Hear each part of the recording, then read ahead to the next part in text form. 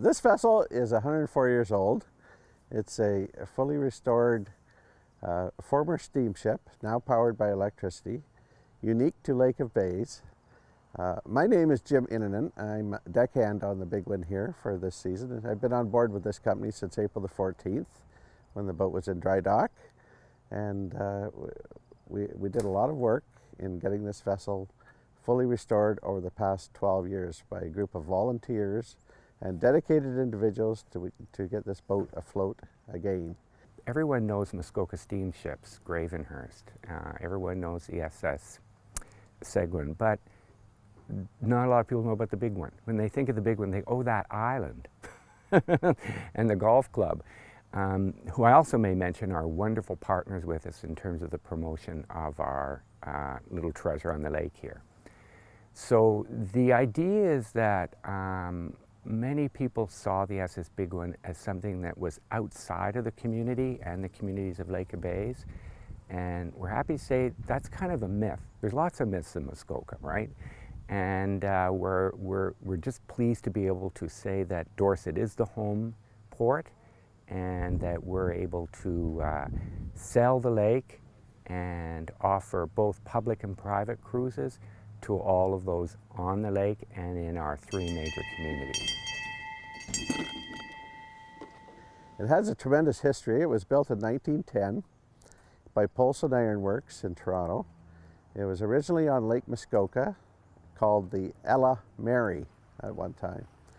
In 1924, there was a Mr. Shaw who developed a resort on Ssbigwin Island, and he purchased the Ella Mary and had it transported up to Ferry Lake in Huntsville and Penn Lake in Huntsville, and then winched across the portage from North Portage to South Portage, and it's been on Lake of Bays since 1924.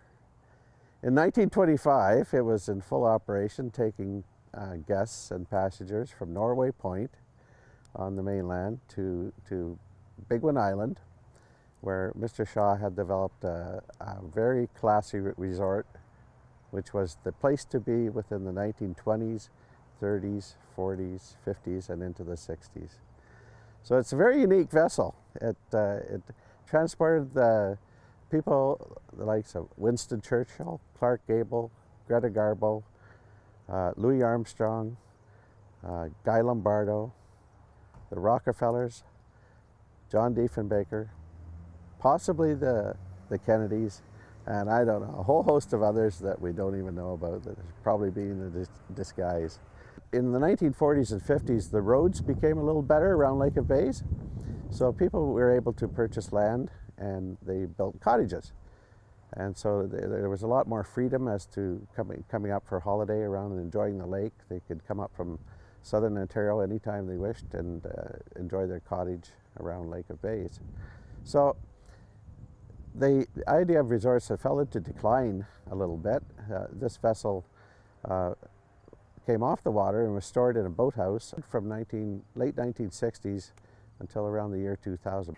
My role on the board, there's 2 of us from Dorset, Kelvin Johnson, who's actually one of our captains for the boat, and myself are the local Dorset members on the board.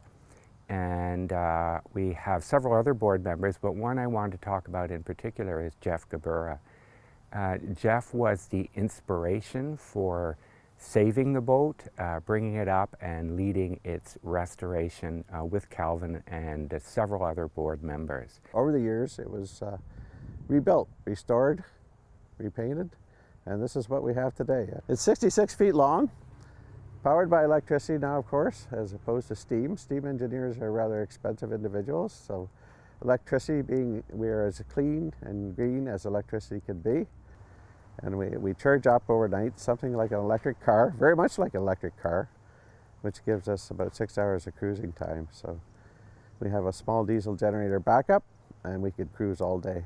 Because we're so far north, we need more attractions to draw more folks up to this part of Muskoka. Because as you can see, it's not bad, is it? It's a piece of history at being 104 years old.